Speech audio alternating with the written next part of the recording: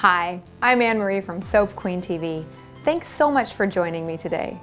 Today, we're going to be talking about how to swirl melt and pour soap to get a soap that looks like this. Pretty nice soap, huh?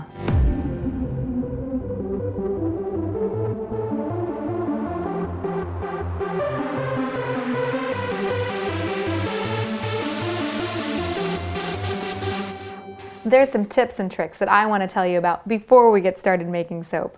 1. When you're swirling your melt and pour soap, make sure you're using the same brand of melt and pour base. This is because different brands of melt and pour base have different ingredients, and so sometimes the layers don't adhere as well, or they evaporate at different rates, causing the layers to kind of separate and the swirls to not look as good. 2.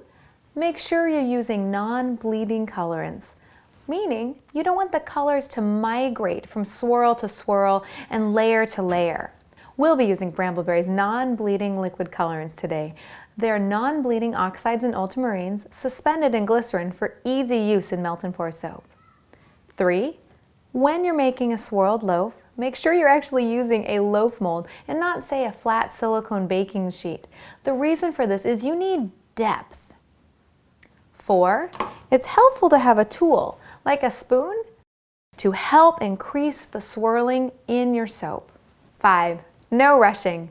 You're pouring about 12 different colors or different layers of swirled soap, so this does take a little bit of time. It's nice to have contrasting colors. You don't have to have it, but it helps make each swirl really pop and stand out. So now, let's get started.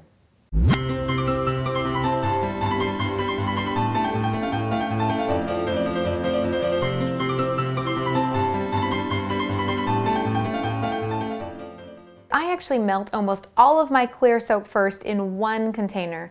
The reason for this is often the layers are literally 1 or 2 ounces at max, and it's just not very convenient to be melting those and remelting those every single time. So I actually have my whole 2 pounds of melt and pour soap already melted. On the very first layer, make a very thin layer. We're talking like 8 ounces or less of clear soap. Make sure this soap is scented. Of course, you want every single pour to smell delicious.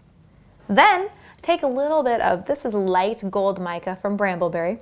Take a little bit of this mica and just drop it into the soap mold. When you're cutting your layered soap and swirled soap, when it's all done, it looks like pixie dust or fairy dust on the top of the soap. It's great. Wait for this to fully harden. Almost all the other layers I'm not going to have you wait, but this one you really do need to wait. The way you figure out if your soap is fully hardened is you blow on it. If you can see little ripples on the surface, this means it's not fully hardened. For the next layer, let's go ahead and do a little bit of, you know what, let's do some non-bleeding pink. This is pink ultramarine oxide and it's lovely in soap. Please remember that I've actually fragranced my entire 32 ounces of clear soap. Today I'm using yuzu because it's a bright, sunny, happy fragrance. It smells delicious, very uplifting. Then I'm mixing this in really well. Spray with alcohol. Alcohol is key. Pour a thin layer. Remember, you're going to be doing about 12 to 15 total layers, so kind of eyeball it. Then, to have a nice contrasting color, I'm going to do just a little bit of white. I'd say in this bar of soap that I made earlier, that really it's about 20% white and 80% clear. But the white really shows up because it's such an amazing contrast. So just drizzle the melted white soap in an S pattern. Then, take your spoon and run it through. Just once. Wait for that to develop a thin skin on top of it.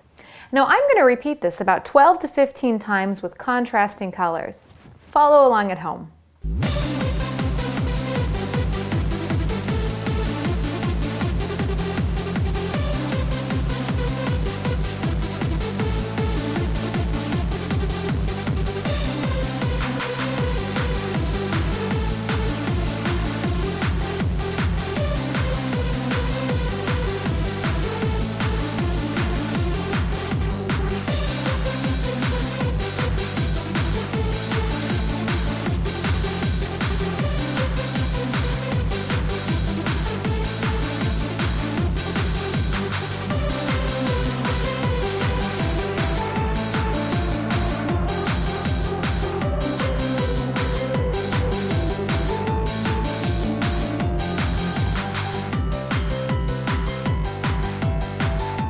Thanks so much for joining me this week on Soap Queen TV as I taught you how to do swirled loaf soap.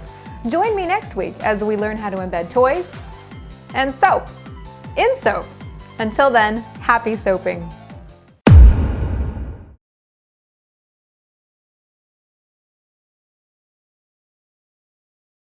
I've already scented my entire batch with yuzu fragrance oil.